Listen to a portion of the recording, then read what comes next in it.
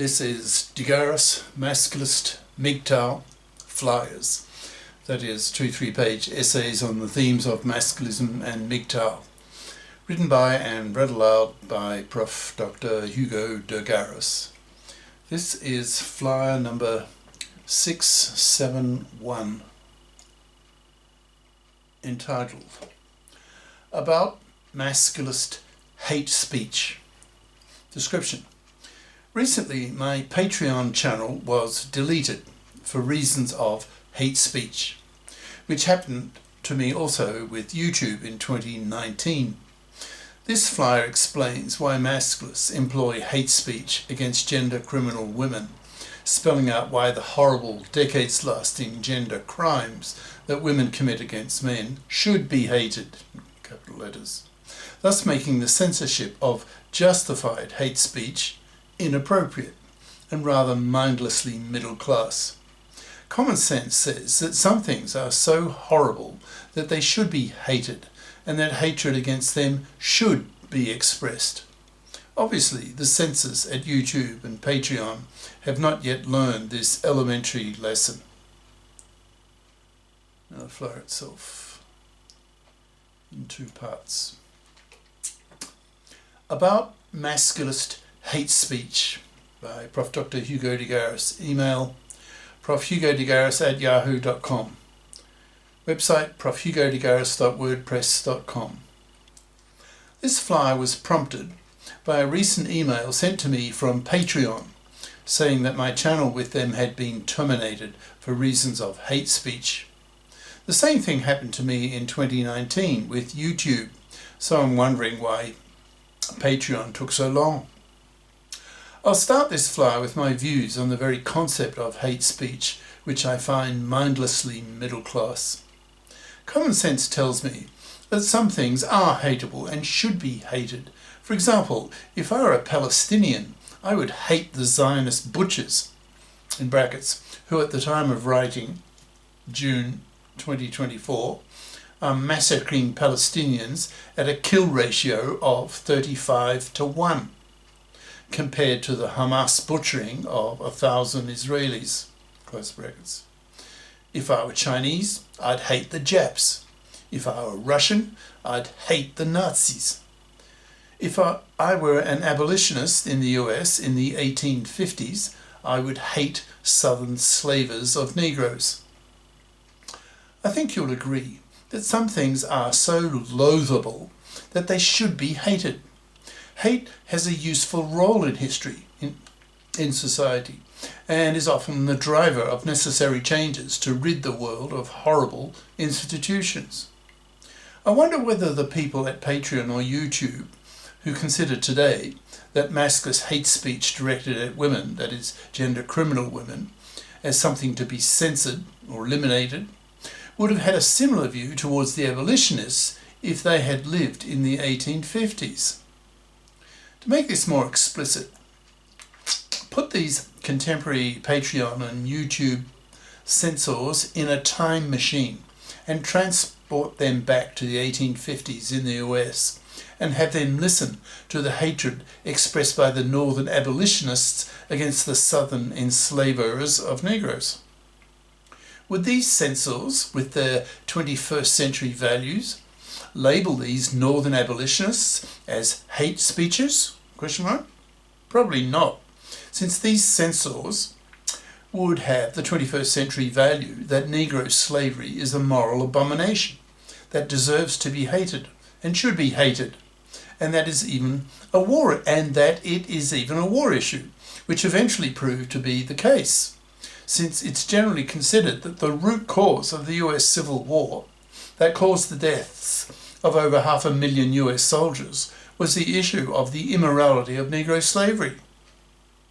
But you can argue that hatred of Negro slavery by these contemporary censors is an anachronism in the formal sense, that is, that you cannot expect ordinary people of the 1850s in the northern states of the US to be abolitionists. It took time for the first abolitionists in the US to spread their message, their values, that Negro slavery was a moral abomination. It took a whole 3 decades for the abolitionist message to spread across the US to the point of the US Civil War starting. Personally, I identify with the US historical character of William Lloyd Garrison, who was the first public US abolitionist, who published his abolitionist newspaper, The Liberator, in 1831. The US Civil War kicked off in 1861, 3 decades later. I see a close historical analogy with the abolitionists of the first half of the 1800s in the US and the Masculists of today. Both groups were/are lashing out at the immorality of slavery. The abolitionists hated Negro slavery and the Masculists hate manslavery, with the major difference being that manslavery, as seen by the Masculists, is literally 1,000 times bigger problem, given the numbers. There are several million Negro slaves in the US during the slave period, and there are several billion man-slaves in the world today. Masculists like myself see today's censors of Masculist hate speech as the equivalent of people living in the 1850s who found the hate speech of the abolitionists as being worthy of being censored.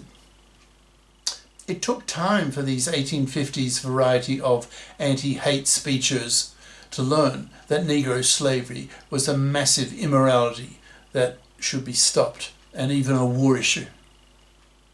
Similarly, it will take time for contemporary anti-hate speechers at Patreon and YouTube to learn that manslavery is a moral abomination to be hated and a war issue, as seen by the Masculists. You only have to go back a century and a bit before the traditional role of the male was to be a manslave to a woman, because the circumstances of the lives of both men and women in that era demanded the traditional gender roles of the man, the father being the sole breadwinner of the nuclear family, and the woman, the mother, being the raiser of a dozen kids. Both were full-time jobs. Both had a role to play for the family to survive, and these two traditional gender roles were deeply and powerfully imposed on society, onto billions of individuals. Over time, thanks to men's invention of science-based medicine, the contraceptive pill, household gadgets, higher education, etc., these two traditional gender roles faded away, so that in today's world, women have a life expectancy of 85 years, have less than 2 kids on average, so have a career window of over half a century. So it's not surprising that Masculists now stand up, point the finger at women, telling women that, quote, "Now that you women can work, you must work. Anything else is manslavery." And to Masculists, manslavery is so hated that unless you women FIP up, brackets, that is become FIPS, F-I-P-S, equals financially independent persons, who bother to get a career competent education at high school and college so that you can be FIPS as adults and not expect to parasite off the labour and money of a man for decades of his life, thus manslaving him for decades, close brackets. You women will be severely punished by men, by masculisted men, by not getting one. You'll be forced to rot on the shelf by being totally ignored by men, masculisted men, who in time will be most men, as Masculist ideas spread across the planet, as billions of men wake up to the idea that they don't have to pay the horrible traditional price of being a manslave to a woman for decades of his life just to get a bit of sex from her from time to time. Masculists are abolitionists who have a hatred of manslavery and a hatred of manslaving, divorce-raping, forced fathering fluffies and fluffy feminists who oppress men far worse than vice versa, since many of women's gender crimes against men are horrible and last decades, thus making gender criminal women truly hated by Masculists, in the same kind of way that the northern abolitionists hated the southern Negro slavers and eventually went to war against them. Analogously, masculists of today have a hatred of fluffies and fluffy feminists. Masculists hate fluffies for being manslavers and divorce rapists, and hate fluffy feminists for being hypocrites and genociders due to their control of the divorce courts, keeping their traditional expectations of men, seeing men as cash machines to pay for women to have babies. The core idea of masculism is that it is a rebellion by men against being man-slaves to women, working for women for decades of men's lives, thus manslaving men for decades, and for one father-in-law divorce raping him in the feminist-controlled divorce courts, destroying his life, creating a much greater casualty rate amongst men than in a, in capital letters, major war. No wonder masculists have such a hatred of fluffies and fluffy feminists and aim to wipe them off the face of the earth, putting powerful moral pressure on women to fip up, to become fips, so they do not expect fluffy style to parasite off the labour and money of a man for decades of his life.